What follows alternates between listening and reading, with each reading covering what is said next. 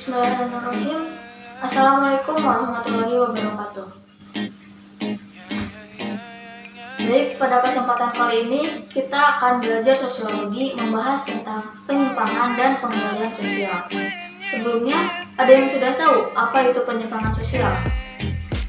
Oke, penyimpangan sosial merupakan suatu tindakan atau perilaku yang tidak sesuai dan bertentangan dengan nilai dan norma sosial yang ada di masyarakat. Penyimpangan sosial dapat mengganggu keteraturan sosial. Maka dari itu, diperlukan adanya pengendalian sosial untuk dapat mengembalikan lagi keteraturan sosial tersebut. Nah, lalu, apa saja sih faktor-faktor yang dapat menyebabkan seseorang melakukan sebuah penyimpangan? Yang pertama, bisa jadi karena adanya pengaruh mental yang tidak sehat. Yang kedua, sosialisasi tidak sempurna. Loh, emang apa sih hubungannya sosialisasi dengan penyimpangan sosial? Sosialisasi dapat menyebabkan penyimpangan sosial jika melalui dua proses. Yang pertama, proses belajar menyimpang. Apa maksudnya? Individu atau kelompok melakukan proses sosialisasi berupa belajar menyimpang. Lalu setelah itu, individu atau kelompok dapat melakukan penyimpangan secara sadar. Misalnya, seorang pelajar yang melanggar tata tertib sekolah. Lalu yang kedua, bisa dengan proses sosialisasi tidak sempurna. Bagaimana ini maksudnya? Dalam hal ini, dapat disebabkan oleh agen atau media massa yang tidak melakukan perannya dengan baik. Seperti yang kita ketahui di internet, di media sosial, selain kita bisa lihat dari sisi baiknya, pastinya ada juga sisi buruknya. Maka dari ini, dibutuhkan peran orang tua untuk dapat melaksanakan fungsi afeksinya dan juga melakukan kontrol sosial terhadap anak. Lalu kembali lagi ke pembahasan faktor-faktor yang dapat menyebabkan seseorang melakukan penyimpangan. Yang ketiga adalah pelampiasan rasa kekecewaan. Lalu yang keempat, keterbatasan ekonomi. Yang kelima, kemungkinan adanya keinginan seseorang untuk mendapatkan pujian dari orang lain. Yang keenam, bisa oleh pengaruh lingkungan dan media massa yang cenderung negatif. Yang ketujuh, adanya differential association. Ini adalah sebuah teori atau juga biasa disebut teori pergaulan bebas. Teori ini dikemukakan oleh Edwin Hardin Nadelem. Menurut teori ini, penyimpangan bersumber dari pergaulan dengan sekelompok orang yang telah melakukan penyimpangan. Next, yang ke-8, bisa disebabkan oleh subkebudayaan menyimpang. Yang ke-8, penyerapan nilai dan norma dalam proses sosialisasi yang tidak maksimal.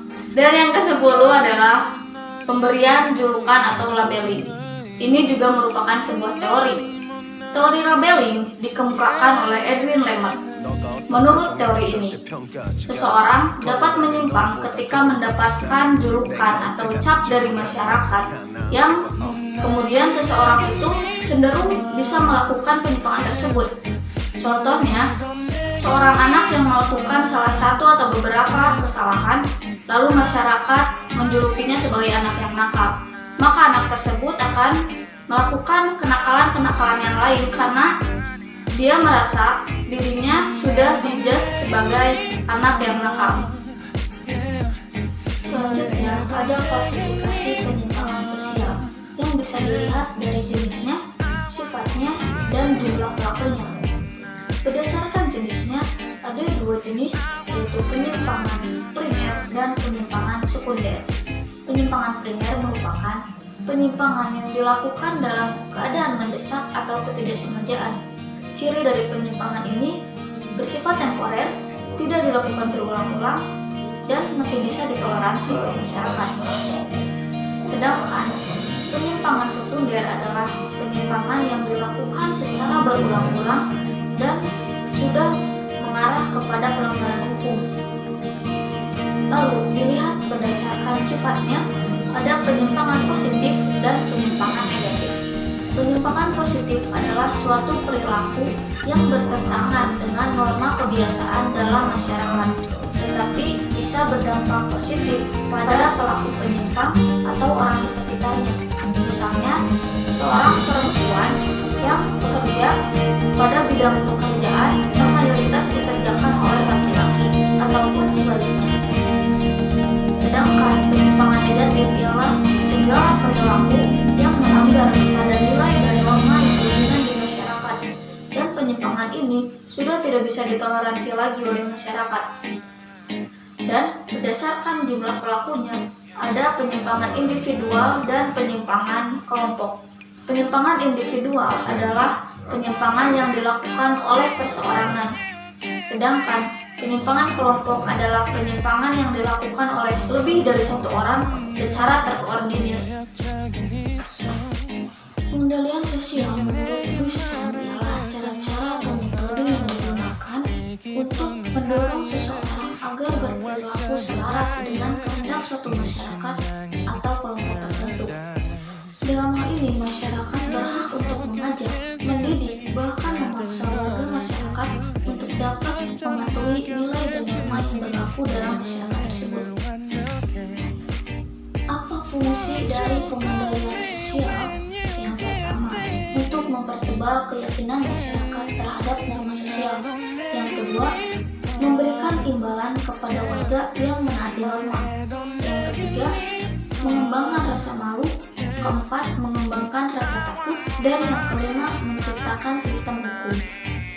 Apa saja yang terdapat pada proses pengendalian sosial? Yang pertama adalah cara pengendalian sosial, yaitu dengan cara persuasif dan koersif. Cara persuasif merupakan pengendalian sosial tanpa kekerasan dengan melakukan pendekatan-pendekatan baik secara formal maupun non-formal. Bisa dalam bentuk sosialisasi, himbauan, dan bimbingan kepada pelaku penyimpangan agar mematuhi nilai dan norma sosial. Sedangkan dengan cara koersif merupakan pengendalian sosial dengan cara kekerasan atau paksaan, baik secara fisik maupun non-fisik, agar membentuk masyarakat yang tertib sosial. Lalu dilihat pada sifat pengendalian sosial juga ada dua, yaitu pada sifat preventif dan represif. Sifat preventif merupakan pengendalian sosial yang dilakukan dengan mencegah munculnya penyimpangan sosial, sedangkan represif merupakan pengendalian sosial yang dilakukan untuk mengembalikan keserasian akibat pelanggaran nilai dan norma sosial. Jadi jelas, jika preventif dilakukan untuk mencegah sebelum penyimpangan itu terjadi, sedangkan represif digunakan untuk menangani penyimpangan yang telah terjadi, bisa dengan memberikan sanksi atau lain sebagainya.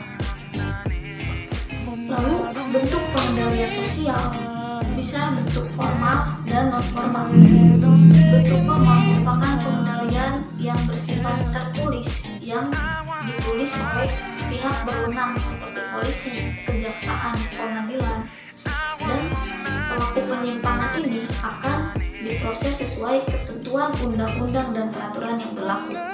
Sedangkan dengan bentuk non-formal merupakan pengendalian sosial yang tidak tertulis dan dilakukan oleh masyarakat langsung oleh pelaku penyimpang, bisa melalui desas-desus, intimidasi, teguran, gosip-gosip, cemooh, atau pengecilan. Baik, itu saja yang dapat saya sampaikan pada pertemuan kali ini. Wassalamualaikum warahmatullahi wabarakatuh.